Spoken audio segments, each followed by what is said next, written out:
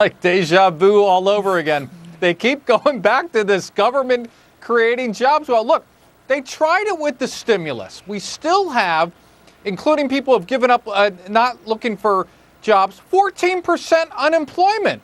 That's number one. Two, in Europe, austerity, the countries that actually cut spending over there, they're the ones growing. Most of the countries never cut spending over there. Look, Brenda, the government cannot create jobs. When you create a job, you're meeting a need. The government can't just say, okay, now everyone needs green energy, so we're going to create jobs there. It just doesn't work. All they do is move money from private to public, and we've already seen ad infinitum back to FDR. That is an inefficient way to manage the economy. Well, David, is more stimulus what the economy needs right now?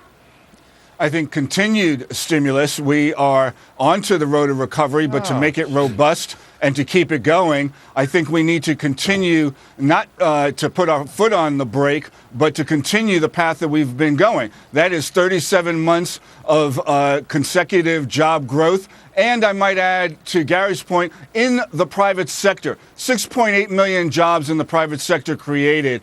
So it's not just government spending to hire people. In fact, government jobs have been on the decline. It's in the private sector, and that's what's going on. That's what the president is speaking to in creating the partnerships with universities and private firms to address manufacturing jobs, which have also been on the increase in the last 2 years as well. But John Layfield, we still stagnant wages, millions of people unemployed. Is stimulus what we need right now? We have the biggest stimulus in history, Brenda. We have borrowed 40 cents of every dollar from somewhere overseas, mainly.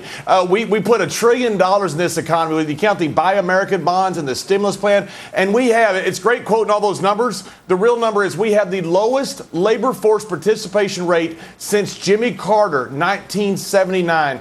We're going to throw more money at it. We're going to have more smoke and mirrors. We need some type of comprehensive plan. We're the only developed country in the world without a national energy plan that could create millions of jobs. We don't do anything like that. This is ridiculous. Jonas, is spending more money on this good or bad for the economy?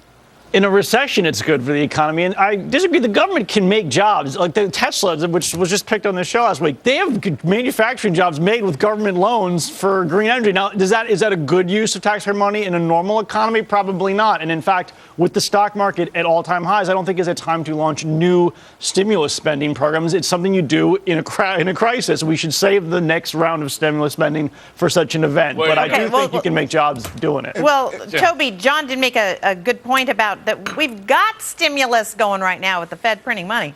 Yeah, it's interesting to me that the president, who I think does, in many ways feels he's, smarter than a lot of people, could never get his arms around the idea that these sort of little incremental at the edges type of plans that he's doing will make nothing. I mean, it'll actually do nothing in terms of actual job creation. And yet the big stuff that could create job creation, he's not willing to go after. So maybe if this just keeps him sort of quiet and happy and he can start some new centers of innovation, because I know every big thing ever happened in the United States came from a center of innovation. Well, okay, David, go ahead.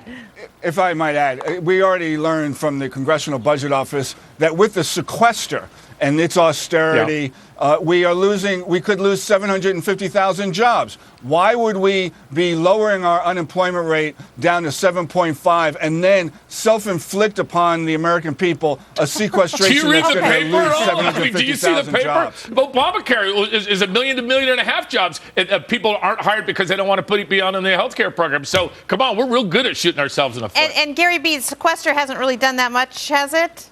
No, exactly. You talk about cutting around the edges. My gosh, we can't get by with the government cutting like 2% of an increased budget. Yeah. We're really in terrible shape. And the other thing is, remember, all this money that the government's spending is just coming from you and I. It's coming from the private sector. So, Jonas says, oh, my God, Tesla, I'll see his Tesla, and I'll raise him a Solyndra and all those other goofy companies that the government pumped up that went bankrupt. That's going to be a poker game I want to get in on. Yeah. Okay, all right. What? Holy cow. Beef prices hitting a record high. So pricey, even Mickey D's is cutting the Angus burger from its menu. And now shoppers have nature to worry about. A cold spring delaying the planting season and a fruit disease hitting Florida's orange crops. John, how bad is this going to get for us at the grocery store? Well, I think it's going to get bad for middle America, especially because you look at corn prices have doubled in the last 4 years, mainly due to this ridiculous corn-based ethanol plan we have. Beef prices at a 10-year high, and you have gas prices that are still high as well. Look, you have a lot of deflationary measures. You have tech components that have a deflationary pressure on them, but that affects the ordinary Americans, that food and gas prices, these continue to go up, and that is going to hurt. That's real America. Okay, talking about ordinary Americans, Gary B., do you feel inflation when you go to the grocery store? I don't, and I don't think the normal person does. We have so many more options. First of all, the government doesn't even measure it properly. What they don't measure is what this whole concept of the chain CPI, the government has another index called the personal consumption expenditure. Basically, it means when you go in and you see beef has shot up 30, 40%, what do most people do? They buy pork or they buy chicken. They substitute. They wait for things on sale. They use Groupon. They adapt and move and buy things online, get it delivered, whatever. They work around this. Yes, if we were locked in like we were back in the 50s and 60s, my gosh, if you don't buy beef, that's it. That's your one protein that you got to live without. Yes, then it would be a completely different story. Now we have so many more options. Grocery stores competing with Walmart and things like that. It's just not going to affect the average day. I don't know, average Toby. person.